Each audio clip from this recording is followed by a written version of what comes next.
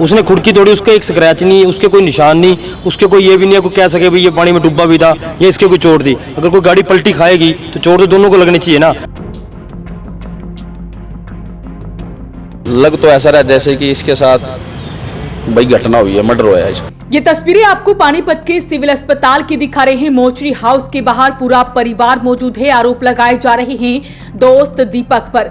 दरअसल आपको पूरा मामला बता दें कि पानीपत के फरीदपुर गांव का रहने वाला एक युवक जिसका नाम कोमल था, वो कल अपना जन्मदिन मनाने के लिए अपने दोस्त दीपक को बुलाता है।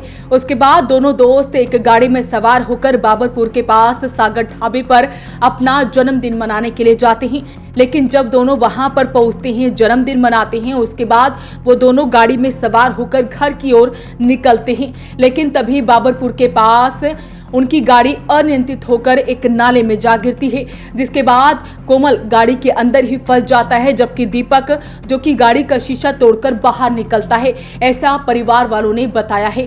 परिवार के लोगों का बड़ा आरोप है। उनका कहना है कि ऐसा कैसे हो सकता है कि कोमल शीशा तोड़कर बाहर नहीं निकल पाया, जबकि उसका दोस्त दीपक जिसने शीशा तोड़ा, उसने ना तो अपने दोस्त को बचाने का प्रयास किया और इतना ही नहीं, अगर उसने शीशा तोड़ा है तो उसके शरीर पर जरा भी खरोच के निशान नहीं है। तो ऐसे में सारे आरोप जो है दोस्त पर लगाए जा रहे हैं, उस पर शक जाहिर किया जा रहा है। फिलहाल पुलिस सारे मामले की जांच कर रही है। युवक के शव को मोर्चरी हाउस में पोस्टमार्टम के लिए रखवाया गया है। गाड़ी अनबैलेंस होकर गाड़ी नाले में चली गई।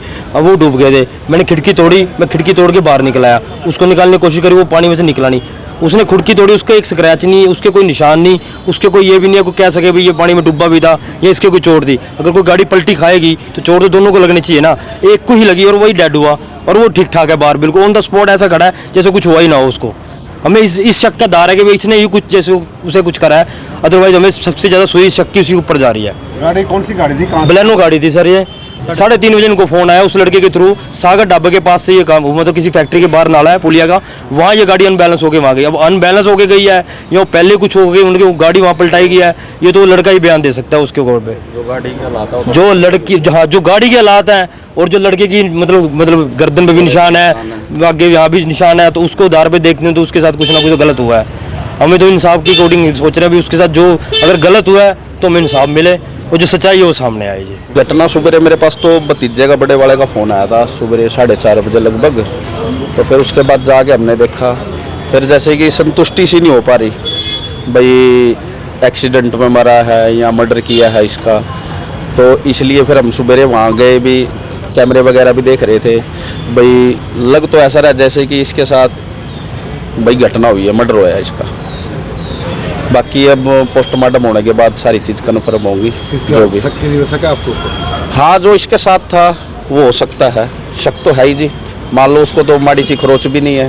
और कभी तो वो कह रहा है कि भाई मैं गाड़ी के शीशे तोड़ के निकला, कभी कहता है कि मैं बीच में फंसा रह गया था और इसको मैंने निकालने की कोशिश की, लेकिन इसकी वहाँ चप्पल भी टूटी हुई थी और गाड़ी इतनी डैमेज हो रही है कि ऐसा लग रहा है जैसे कि गाड़ी की कहीं या तो टक्कर हुई है या कुछ ना कुछ ऐसा हादसा हुआ है, या मान लो जो भी है ये तो जांच में ही पता लगेगा जी। तो फरीदपुर गांव का रहने वाला युवक कोमल था। गाड़ी अनियंत्रित होकर एक नाले में जा गिरती है। दीपक दोस्त कार का शीशा तोड़कर बाहर निकल जाता है, लेकिन उसमें कोमल वहीं फंस जाता है और उसकी वहीं पर मौत हो जाती है, जिसके बाद परिवार वालों को सूचना दी जाती है। दीपक परिवार वालों को सारी बात बताता है, लेकिन परिवार के लोग उस पर विश्वास नहीं कर रहे हैं। 3:30 बजे मेरे पास फ़ोन आया था जी। तो वो बोले भी इसके गाड़ी, इनकी कोमल की गाड़ी पलट गई है, तो एक बार वहाँ आओ। तो हम वहाँ से चले, तो हमने जाके देखा तो गाड़ी पलटी पड़ी थी आगे। तो हमने जाके नाले में कूदे, वहाँ से इनको निकाला। तो निकालते सार हम एम्बुलेंस आ गई, एम्बुलेंस में डाल के फिर हम RTO अस्पताल में ले गए थे जी। वहाँ ने उन्होंने बताया भी अभी ये डेड हो गया, अभी ये नहीं रहे। उसके बाद फिर उन्हें पोस्टमार्टम के लिए सरकारी हॉस्पिटल में भेज दिया था जी। ये इसका नाम था जी कोमल। ये अपने यार दोस्त के साथ रात को आया था जी, पता नहीं कहाँ जा रहे थे कहाँ नहीं। तो सच्चाई की जांच की जाए, प्रशासन को इसमें सच्चाई निकालनी चाहिए, क्योंकि उस जो भाई है, भतीजा है मैं सोने भाई का, उसके गले के ऊपर निशान भी मिले हैं। क्योंकि जब एक्सीडेंट होगा गले पे निशान तो देखो मिलेगा नहीं, ठीक है, तो प्रशासन से ये अपील है कि सच्चाई की जांच की जाए।